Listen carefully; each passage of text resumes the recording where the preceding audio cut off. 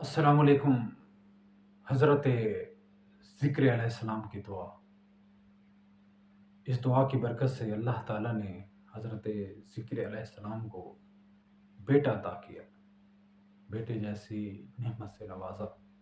Video को आगे बढ़ाने से पहले आपसे हम्बल रिक्वेस्ट है कि इस चैनल को सब्सक्राइब करें, वीडियोस को लाइक और शेयर करें, और ये जो बेल आइकन आपको नज़र आ रही है इसको प्रेस कर दें।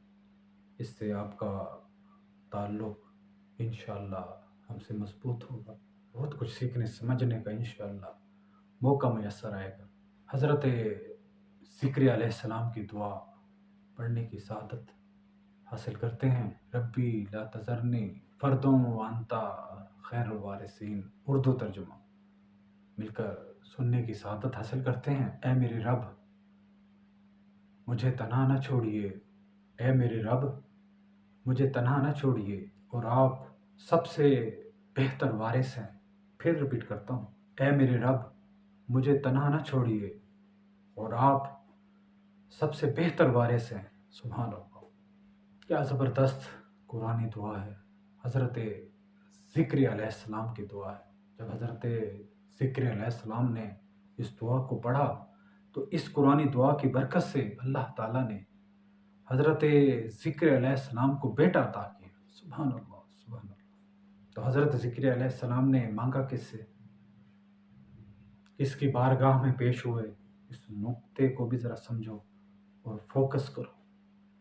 सेंटर ऑफ ग्रेविटी किस ज़ात को बनाया, बेहतर वारिस किसको कहा, परेशानी में, मुसीबतों में, तन्हाइयों में तन्हा न छोड़ने का वादा किससे लिया, अल्लाह अज़्ज़ा वजल से, अल्लाह सुब्हानहू व तआला से। हज़रत ज़िक्र अलैहिस्सलाम ने अल्लाह की बारगाह में, इस फार्मूले को ज़रा समझो, अल्लाह की बारगाह में अपने आप को पेश किया और कहा कि ऐ मेरे बारी ताला, ऐ मेरे रब, मुझे तन्हा न छोड़िए।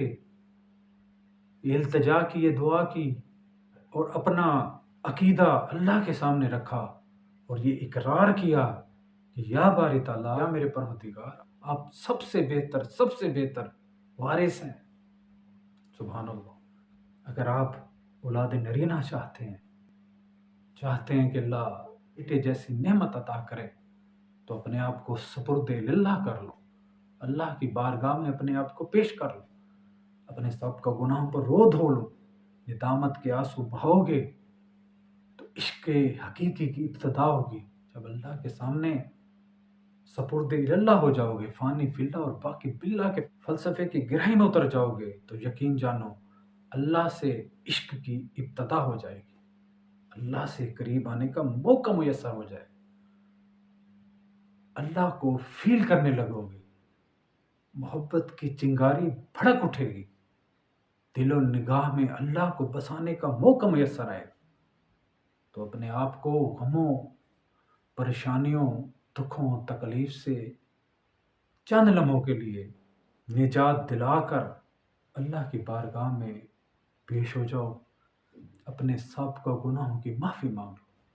अल्लाह को कहो, या बारी ताला, सब का गुनाहों की माफ़ी माफ़ी माफ़ी, जो माफ़ कर दे, माफ़ कर दे, माफ़ कर दे।